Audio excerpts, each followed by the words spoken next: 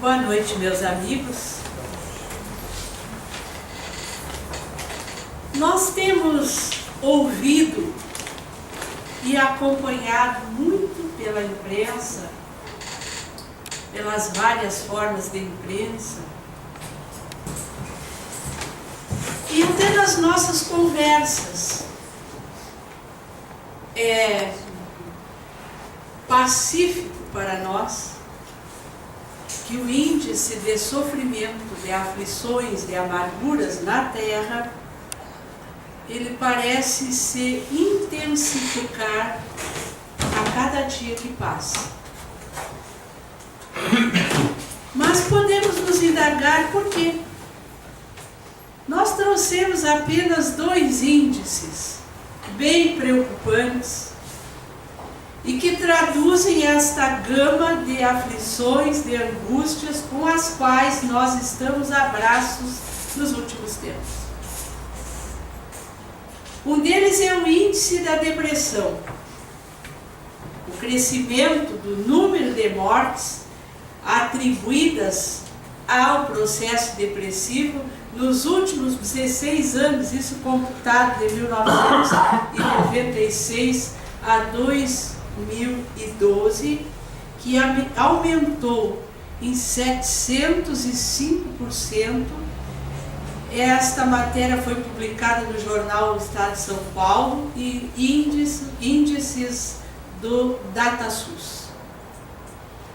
Também o índice de suicídio, que em 1996 o número de suicídios computados, registrados, porque nós sabemos que esse índice é um índice que não reflete a realidade, mas nós tivemos registrado o número de 6.748 suicídios na cidade de São Paulo em 1996 e 10.321 em 2012. No Brasil, diz a Organização Mundial de Saúde, 18,4% das pessoas sofrem de depressão. Se nós quiséssemos seguir elencando os números ou os percentuais das tragédias que envolvem as vidas humanas, homicídios, estupros, abortos, enfim, enfermidades mentais da mais variada ordem, nós traríamos aqui um elenco que eu julgo desnecessário. Mas é apenas para começarmos a conversar sobre este quadro aflitivo e a sua gênese, o que nos leva a estarmos experimentando cada vez mais esses processos que nos fustigam a alma. E nós vamos recuar um pouco no tempo e falarmos sobre um filósofo ao qual é atribuída a autoria desta frase, que está escrita no frontão do templo de Delfos em Atenas, que é Sócrates. Um filósofo conhecido muito pelos seus discípulos, porque ele mesmo não escreveu nada. Mas Platão e outros discípulos de Sócrates foram aqueles que divulgaram para a humanidade os ensinamentos deste homem notável, que já dizia que nós devíamos nos autoconhecermos primeiramente, que este era o grande exercício da alma humana, para que ela se tornasse livre e para que ela lograsse encontrar a felicidade. De alguma maneira, Sócrates estava antecipando o grande ensinamento do mestre dos mestres, Jesus, quando diz que o reino dos céus está dentro de cada um de nós. E que antes de tudo, antes de qualquer outra busca, a busca que nós deveríamos empreender para sermos felizes era a busca do reino dos céus. Mas que nós não acreditássemos quando alguém nos dissesse que o reino dos céus estava neste ou naquele lugar. Não, o reino, disse Jesus, está dentro de cada um. Então Sócrates já antecipava essa busca, esse encontro do reino, essa plenitude, esse estado de felicidade, convidando os seus discípulos, os homens do seu tempo, a empreenderem um processo de autoconhecimento. E através dos tempos, nós vamos encontrando outros espíritos que se notabilizaram por contribuições à humanidade. Um deles é Abraham Lincoln, que dizia: se pudéssemos saber principalmente onde estamos e para onde nos dirigimos, teríamos a noção do que fazer e poderíamos julgar a melhor maneira para tal. Todas essas perguntas, quem eu sou, de onde eu vim e para onde eu venho, norteiam sempre o processo de aprendizado do espírito humano. É a resposta a essas perguntas, é a busca de nos esclarecermos sobre a nossa origem, sobre a nossa destinação e sobre a nossa essência que vai responder pelo maior ou pelo menor nível de aflições com os quais nós convivemos. A questão parece simples, e na verdade ela é muito simples, se nós tivermos foco.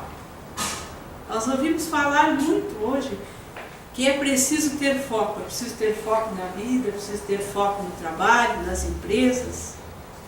Então a questão da felicidade humana e de debelarmos as nossas aflições, ela também é uma questão de foco.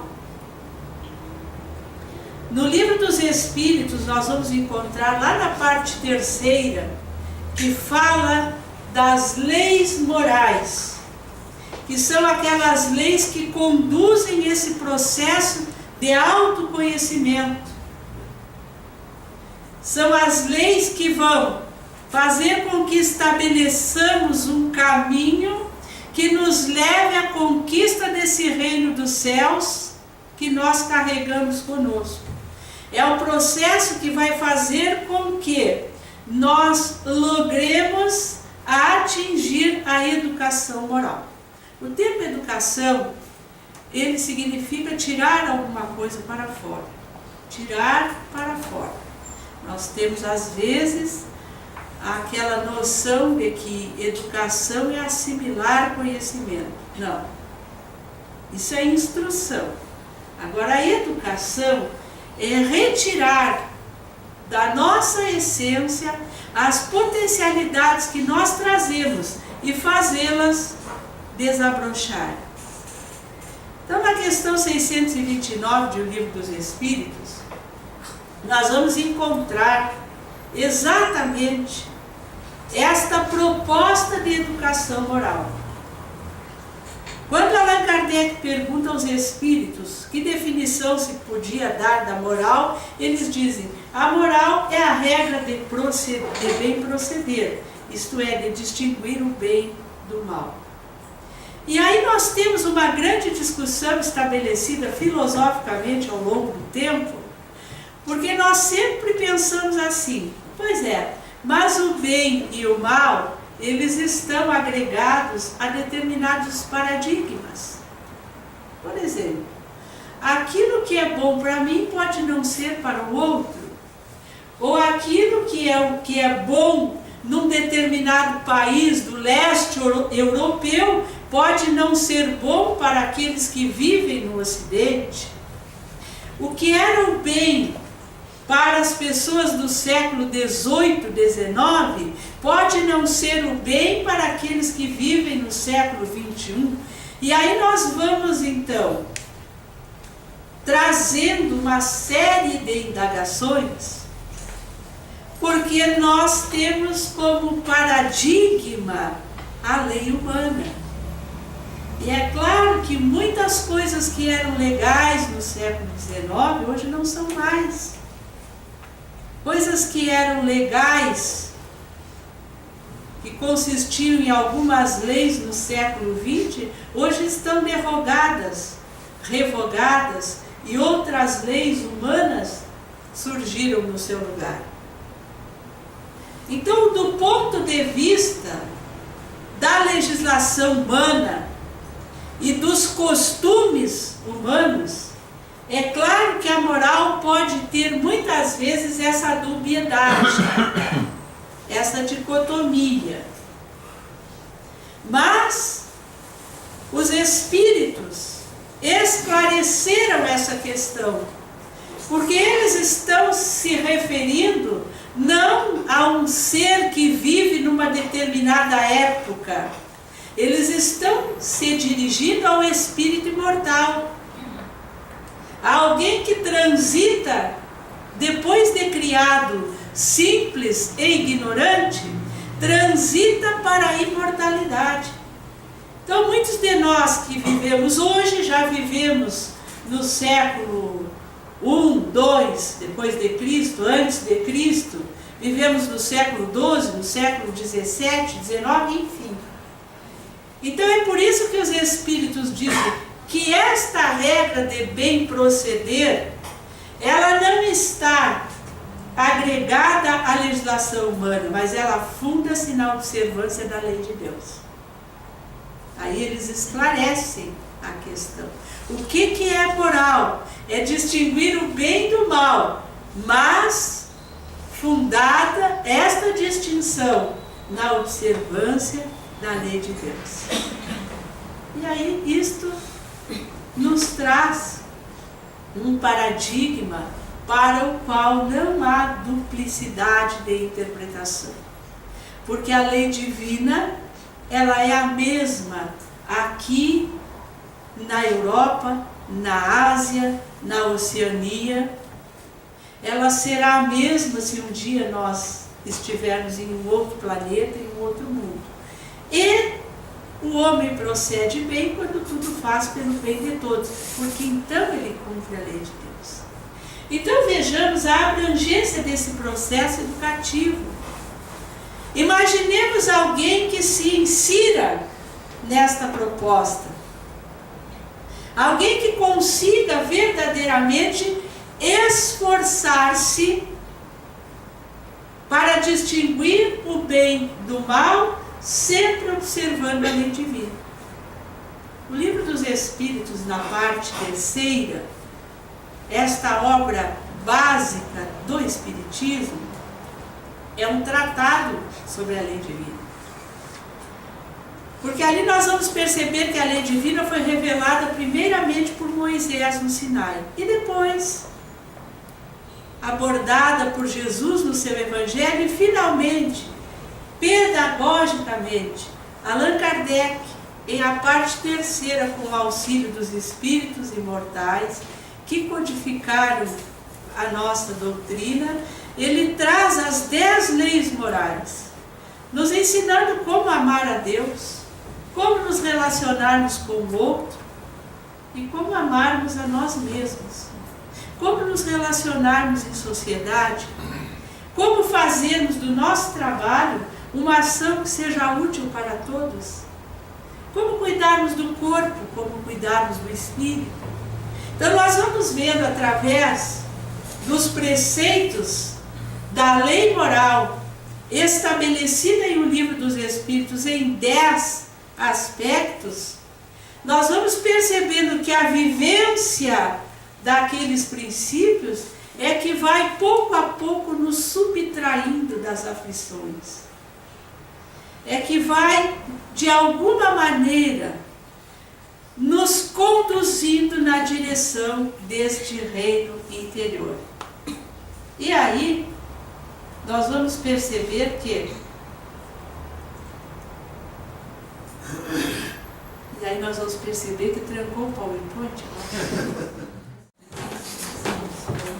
Então, esse processo de educação moral, ele vai, de alguma maneira, aprimorando as nossas funções psíquicas. Nós temos várias funções psíquicas. E todas elas são sujeitas a aprimoramento. Esta é a primeira conclusão que pode nos felicitar. Porque quando nós nos vemos de um ponto de vista em que nós somos aquilo que somos e não vamos mudar, ou porque não queremos, ou porque já estamos muito velhos para isto, ou porque as pessoas têm o dever de nos aceitarem assim como nós somos e nós não vamos mudar, isto por si só já é uma causa de aflição e de inferioridade moral e de sofrimento. Então, quando nós compreendemos que a trajetória para a interiorização da felicidade, da vivência daquilo que nos faz feliz, da aproximação da nossa postura com a lei divina, nós vamos já, deste aspecto, começando a fruir um outro estado psíquico e espiritual. E uma das funções a qual nós devemos nos empenhar mais em aprimorar é o aprimoramento da função sentimento. Há uma outra obra básica da doutrina espírita que se intitula O Céu e o Inferno, ou a Justiça Divina segundo o Espiritismo. Esta é a quarta obra básica na sequência temporal. Primeiro, livro dos Espíritos, depois o livro dos Médiuns, depois o Evangelho, depois a Gênese, depois o Céu e o Inferno. É a quinta. Então, o Céu e o Inferno, ou a Justiça Divina segundo o Espiritismo, veio nos tirar aquele peso de que a gente acerta ou erra, e aí nós temos pecados e vamos para um lugar onde as penas são eternas, seria o inferno. Ou então nós acertamos muito e vamos para o céu e nos tornamos anjos. Uma coisa um tanto difícil no estágio evolutivo que nós estamos. Nos tornarmos anjos é algo quase impossível. Agora também, nos demonizarmos,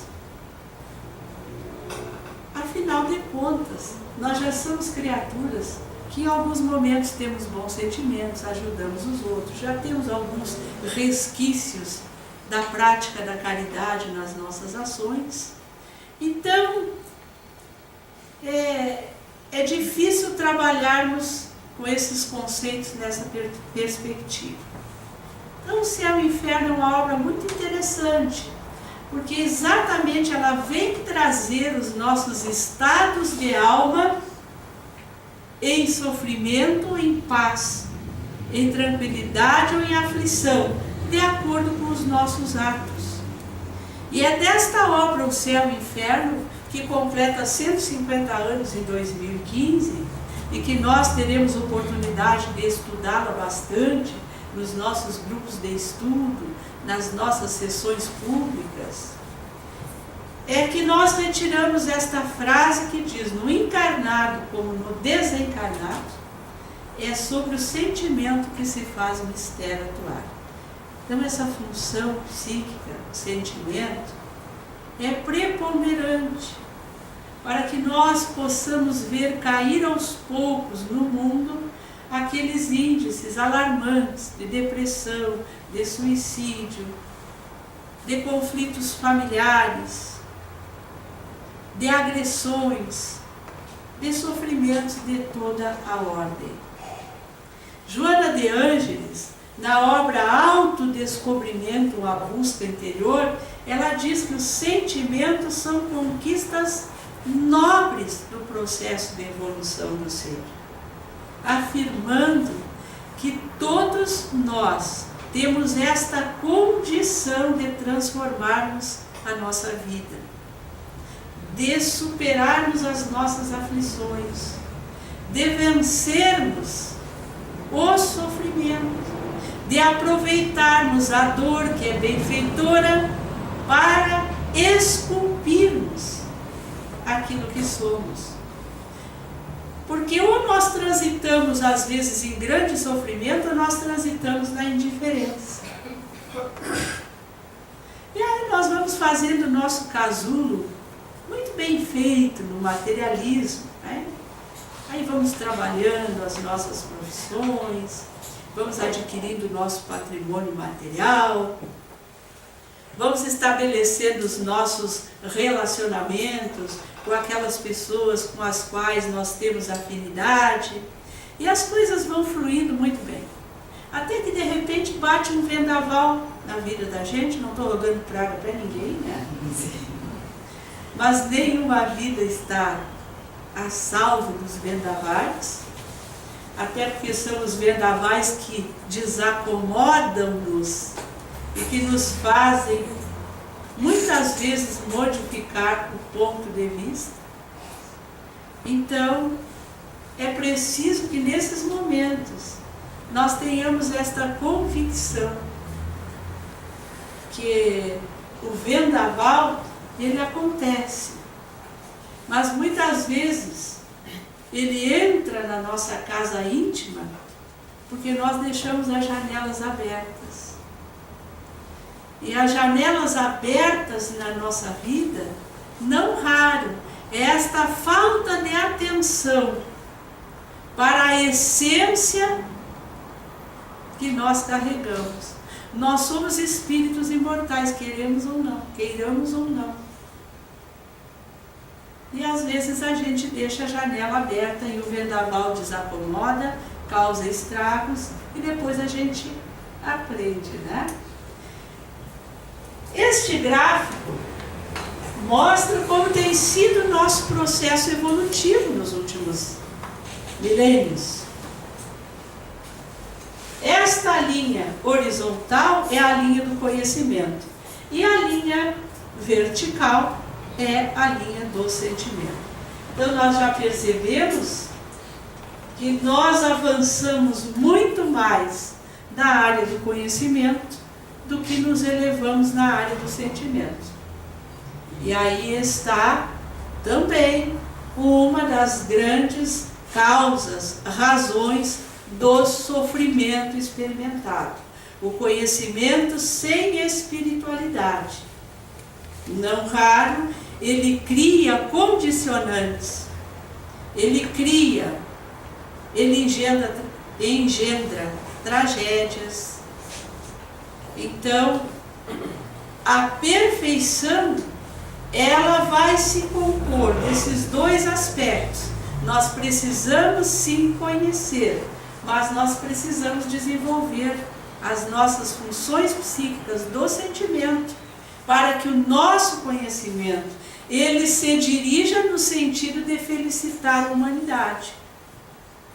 Ou então, nós nos tornamos cientistas da morte, nós nos tornamos técnicos da dor e por aí afora. Tá?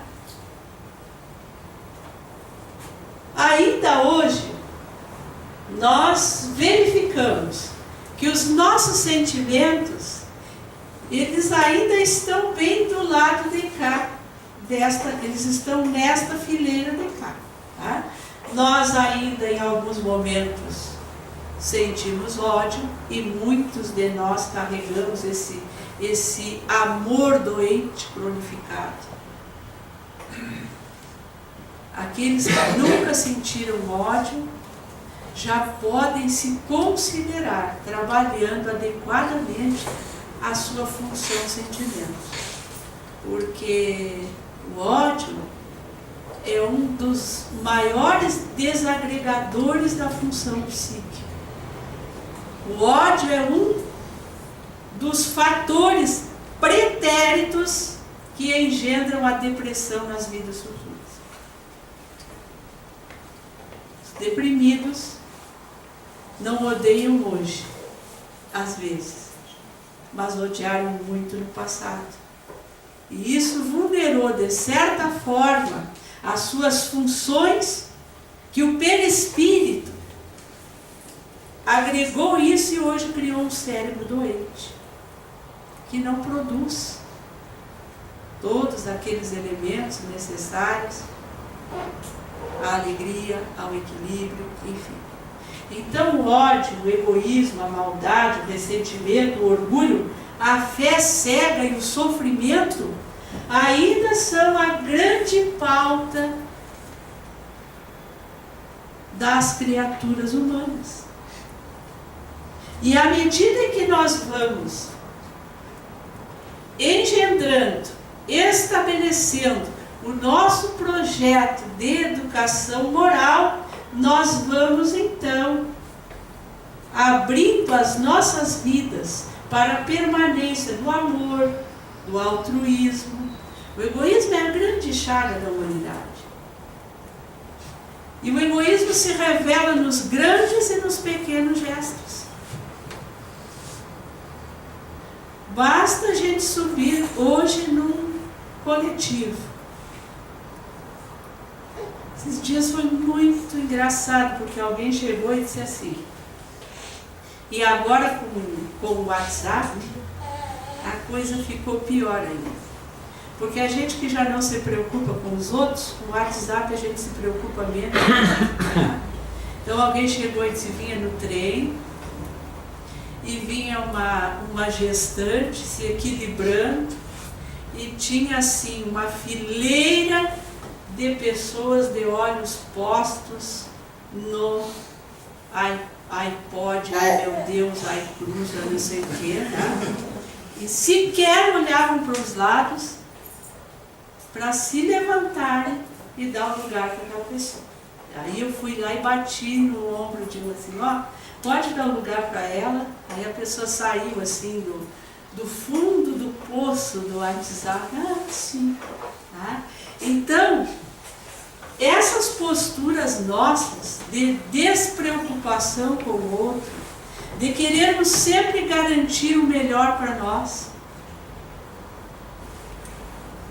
de querermos sempre afirmar as nossas posturas e as nossas posições, são fatores que nos enfermam, que nos infelicitam, que nos afligem, porque nós estamos sempre colocados num terreno de competição, de contendores.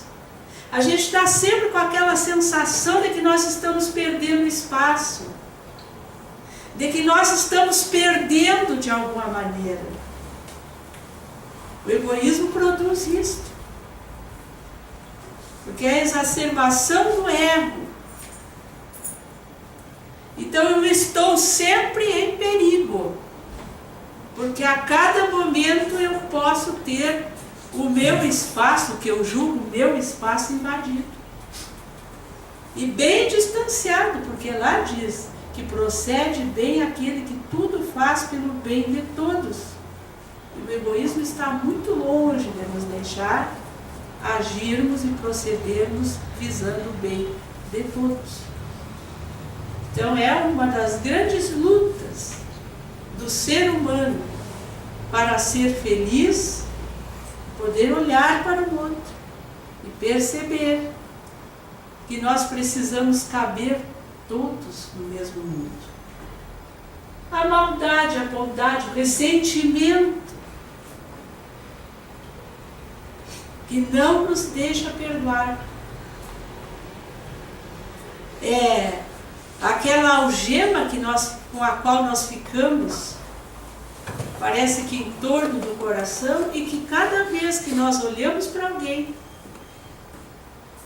a gente sofre e sente como se estivesse presente o momento da ofensa, da desconfiança, da maledicência que a gente soube que aconteceu e alguém nos disse. Então nós vamos percebendo o quanto destes sentimentos inferiores nós ainda carregamos. E quando nós observamos o perfil de alguém que sofre muito, nós vamos perceber em uma postura ou outra, em uma ação ou outra, em uma palavra aqui, outra acolá, os matizes desses sentimentos. É por isso que o padre Teilhard de Chardin diz que tudo que eleva converge. É verdade. Do lado de lá estão os sentimentos que elevam. E toda vez que nós, por breves momentos, ou em muitos momentos, dependendo da pessoa, externamos um sentimento daqueles, nós agregamos pessoa ao nosso redor. Nós conseguimos aumentar o nosso círculo de amizades. Nós conseguimos pacificar a família. Nós conseguimos melhores resultados nas nossas equipes. As nossas taxas dos nossos elementos sanguíneos, hormonais, enfim, se ajustam. Porque nós estamos trabalhando em um terreno de elevação. Toda vez que nós exteriorizamos esses tipos de sentimentos, nós provocamos divergências, nós afastamos, nós nos isolamos. Então, isso são efeitos que a educação dos sentimentos causam nas nossas vidas. Tudo que eleva converge. Quando nós provocamos convergência, vamos identificar, porque na base dessa convergência está uma ação felicitadora. E as ações felicitadoras, elas têm na sua base sentimentos superiores. Quando nós começamos a nos acostumar com isso, nós vamos percebendo que a nossa vida vai mudando. Então isso é muito importante. E não são os outros. Eu lembrei de uma história que eu li há poucos dias. Uma das muitas histórias do Chico. Porque ao longo da sua vida, ele tinha aquele hábito de atender as pessoas até altas horas da noite. Ele psicografava, entregava as mensagens e depois ficava ali, formava fila. E as pessoas iam passando, beijavam a mão do Chico, o Chico beijava a mão das pessoas, ia conversando, aquilo ia a madrugada dentro. Ele não tinha sono, não tinha pressa, né, de atender as pessoas. Quando ele já estava bem enfermo, ele ficava sentadinho e aquela fila continuava. Um dia ele perguntou para um daqueles companheiros que o acompanhavam naquelas longas horas. Ele disse, como o nosso povo é bom. Ele disse, por que, Chico? Porque vocês imaginam que eles vêm aqui e se cansam, ficar até altas horas da noite para me trazerem o seu abraço. Mas na verdade as pessoas vêm lá em busca, né? Por que será que eles fazem isso? Ele perguntou. E o amigo ficou olhando para ele assim, sem palavras, né? Diante da grandeza daquela alma. E disse, Chico, eu acho que eu sei. Você sabe? Sim. Eu acho que eles estão com saudade de Jesus. Então, quando nós somos capazes de exteriorizar esses sentimentos superiores, por breve tempo que seja, nós refletimos de alguma maneira o homem que deixou para a humanidade esta mensagem. Só por esta razão, nós temos que ter uma motivação grande para vencermos as nossas inferioridades e buscarmos pouco a pouco exteriorizar estes sentimentos, porque, como diz Teilhard de Chardin, tudo que eleva converge e a humanidade precisa de convergência. E o que entra nestes momentos de esforço, porque a educação educação moral, ela é um esforço de renovação. Não preciso dizer o quão difícil é vencermos os nossos ressentimentos, as nossas mágoas, o egoísmo, o orgulho, a vontade de falar mal. Tudo isso é muito difícil. E é por isso que Emmanuel, no livro Pensamento e Vida, ele faz um estudo científico da vontade. Ele diz que na mente humana nós temos, na nossa mente, vários departamentos. Nós temos o departamento do desejo, o departamento da memória, o departamento da imaginação, o departamento da inteligência, mas acima dos nossos desejos, da nossa memória, da nossa imaginação e da nossa inteligência, reina soberano o gabinete da vontade. Dou vazão aos meus desejos se tiver vontade de fazer. Retenho na memória as coisas boas ou as coisas ruins. Depende do gerenciamento dessa alavanca chamada vontade. Imagino bem ou imagino o mal, de acordo com a minha vontade. E a inteligência também é manejada da mesma forma. Então, quando nós dizemos preciso ter força de vontade, nós não estamos falando de alguma coisa para a qual nós não estejamos estruturados. Nós temos na mente, que é a projeção do espírito imortal, esta organização divina que nos permite sim movimentarmos a nossa vida no sentido que nós quisermos e ao qual nos devotarmos. Porque às vezes a gente está assim, né? De repente bateu uma vontade de fazer exercício, ainda bem que passou. Isso em tudo, né? Dá uma vontade de fazer a caridade, dá uma vontade de ir lá visitar um doente, ainda bem que passou. Mas vamos lá. É porque a vontade, ela precisa ser uma vontade inteligente. A inteligência é um recurso que nos faz racionalizar as coisas, que nos faz buscar argumentos, que nos faz analisar.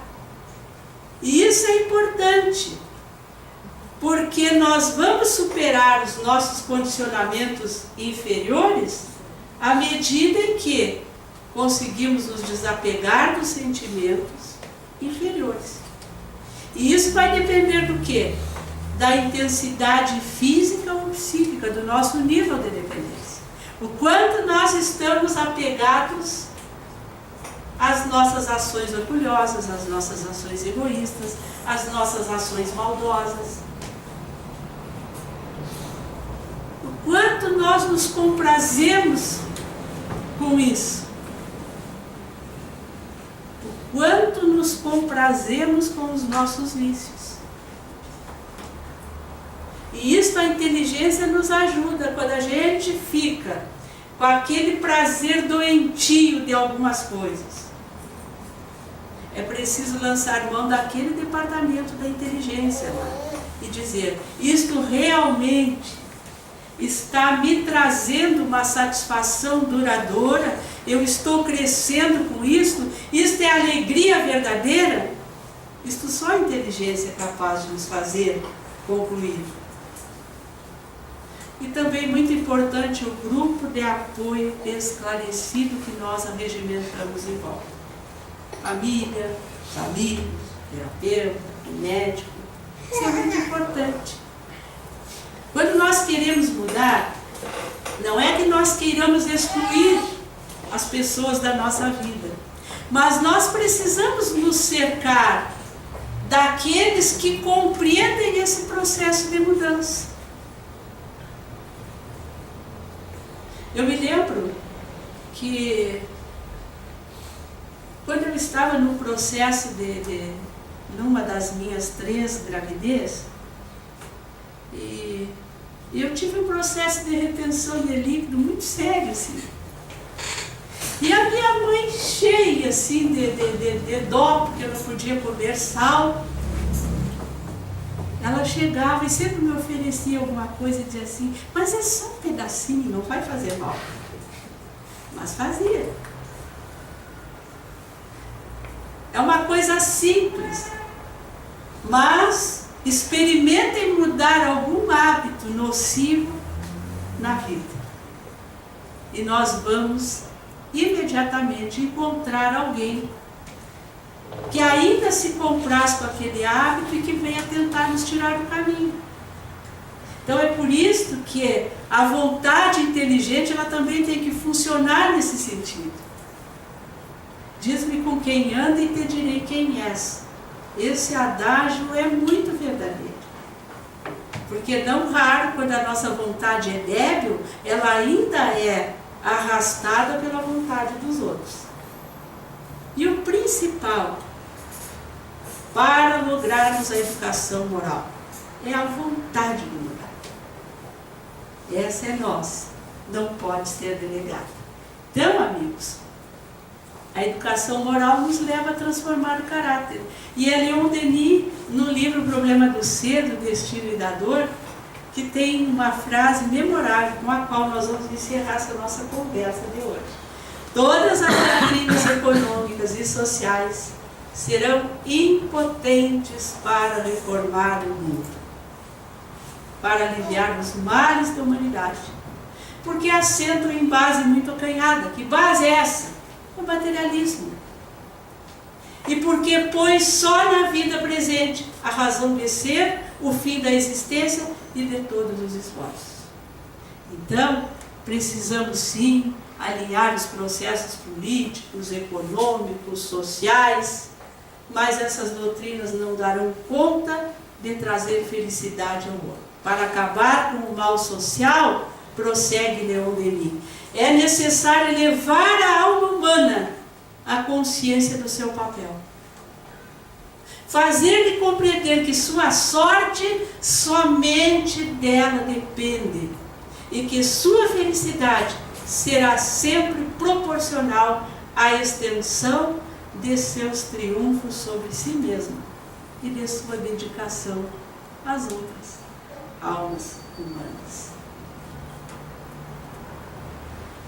Então, a questão social, diz ele, será resolvida por meio da substituição do personalismo exclusivo e apertado pelo altruísmo.